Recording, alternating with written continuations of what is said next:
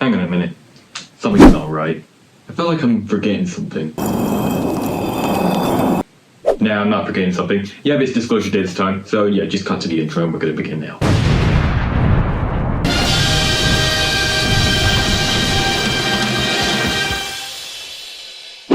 So after a long time, we finally have a brand new Steven Spielberg movie that finally feels like a big event and where he's back to his old good acting.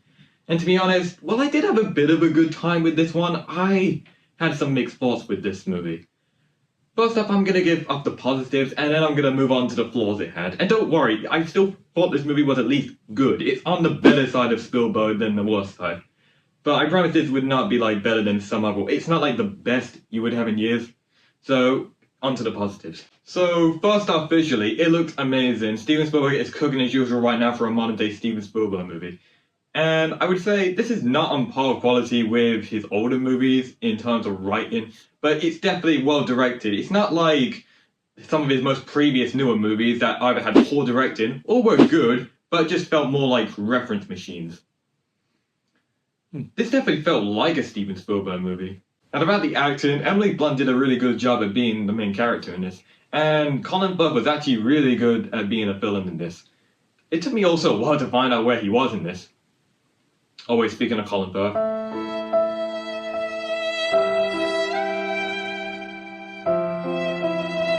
Where's the Kingsman 3 movie? And when it comes down to feeling like it has that Steven Spielberg magic, you have to have a famous standout scene. And I thought it did a good job at least having that. I don't know whether it's like when Emily Blunt makes that annoying gibberish noise or when she talks in hundreds of different people.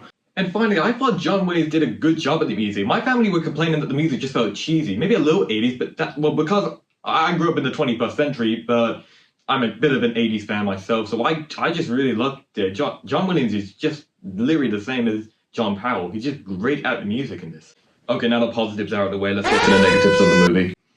This movie had really horrible pacing. It felt like it was just dragging all the time until you just all like, wait, what? That's how it ends, unlike on an anti-climax.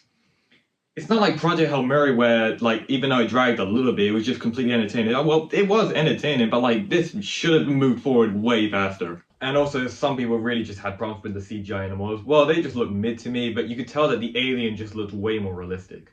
And for such a modern-day Steven Spielberg movie, maybe this just felt like a modern-day version of The Matrix. Because trust me, this was probably a little bit harder. I found The Matrix easy to follow, probably even more than, like, I don't know, a kid's movie. Yeah, I think even my little cousin probably says it's his favorite film. But trust me, this movie is just... Nope! But seriously, this movie had absolutely no purpose. I mean, it was just disappointing for a Steven Spielberg movie. I could tell maybe it was going to be a little disappointing because I was expecting that everyone was going to come in. I'm talking only 1 or 2 seats not taken. Expecting everyone was going to be like, Steven Spielberg is on the screen, yay! When his name appears in the credits, but no, they were just all like, whatever, that was just an in-and-out movie.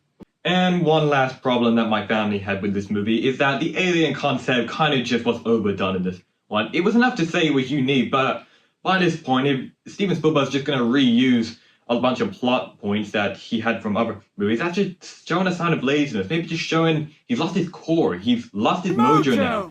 He at least had some of that Steven Spielberg salt sprinkled over it, but he's just really lost me at this point now. Not to the point where I think he's a bad director.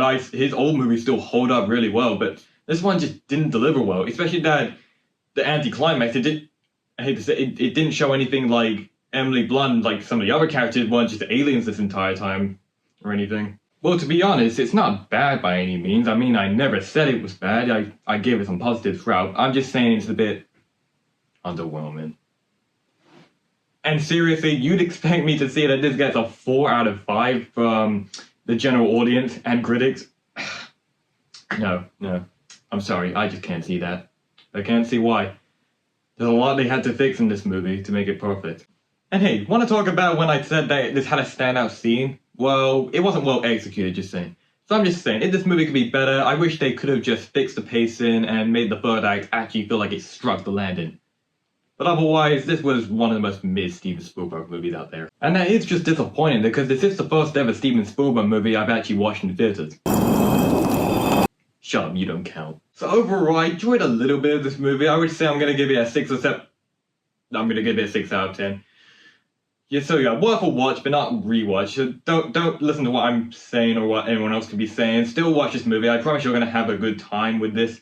We're just going through it, the visuals, the action, the character growth. But at the end of the day, it's not really one of Steven Spielberg's best you can imagine in years. Some of the best in a while, in some way. Like it's better than some of his recent ones, but overall, this is nothing. He didn't really capture what made some of the older Steven Spielberg movies so good, but still like moves in the right direction in some way. But anyways, that's it for me. See you in the next one.